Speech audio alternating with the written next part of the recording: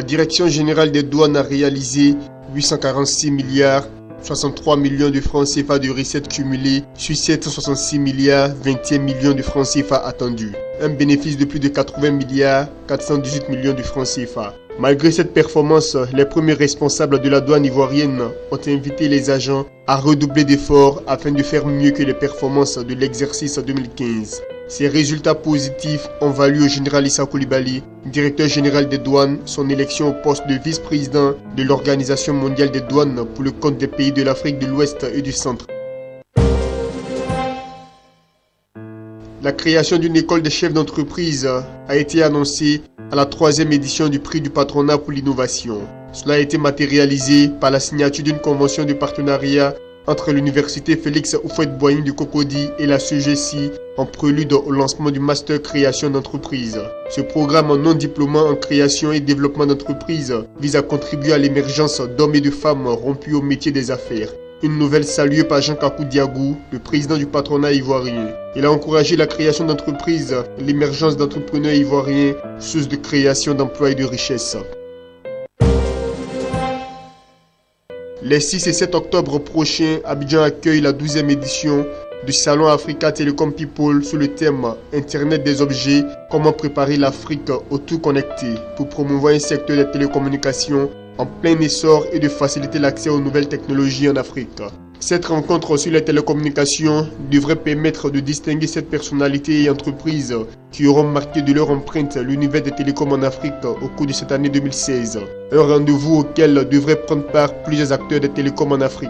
En 2015 déjà, des exposants et visiteurs sont venus de la France, de l'Algérie, du Rwanda, du Nigeria, du Gabon, du Congo, de la Tunisie et du Sénégal pour cette activité qui a enregistré plus de 1500 participants par jour.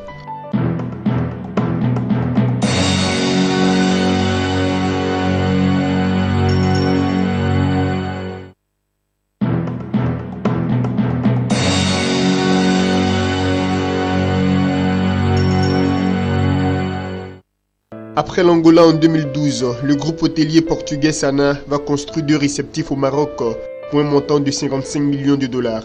La ville de Casablanca a été choisie pour abriter une étoile de 5 étoiles. Cet établissement va compter 187 chambres, 710 lits, avec 6 restaurants et bars et plusieurs espaces événementiels. Quant à l'évolution Casablanca, c'est un hôtel high-tech de 4 étoiles de 168 chambres, avec une technologique. L'ouverture de ces 2 complexes hôteliers est prévue pour 2019 et selon les responsables du groupe Sana, ce projet devrait générer environ 410 emplois directs. La chaîne hôtelière Sana compte actuellement 16 hôtels essentiellement en Europe. Le groupe est peu présent en Afrique avec une seule implantation en Angola.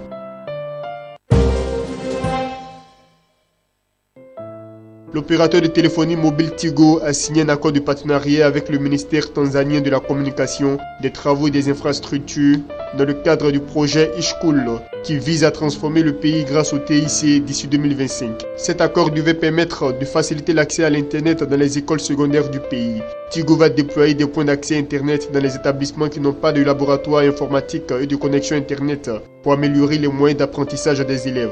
Le projet Ishcool, qui court sur 2 ans, a déjà vu la connexion de 31 écoles secondaires à Internet. Cette année, Tigo voudrait ajouter 5 nouvelles écoles au projet.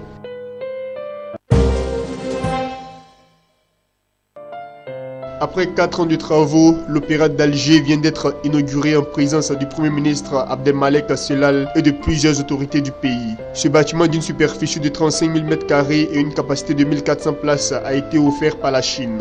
Montant de l'investissement 30 millions d'euros. L'opéra d'Alger regroupe en son sein l'orchestre symphonique national, le ballet national et le groupe de musique andalouse. L'opéra d'Alger est un pôle culturel par excellence qui devrait permettre aux jeunes talents algériens d'émerger. À cet effet, le directeur de l'opéra Nourdine Saoudi a affirmé que des conventions vont être conclues avec des établissements de formation relevant du ministère de la Culture, à l'instar de l'Institut national supérieur de musique et l'Institut supérieur des métiers des arts et du spectacle et de l'audiovisuel.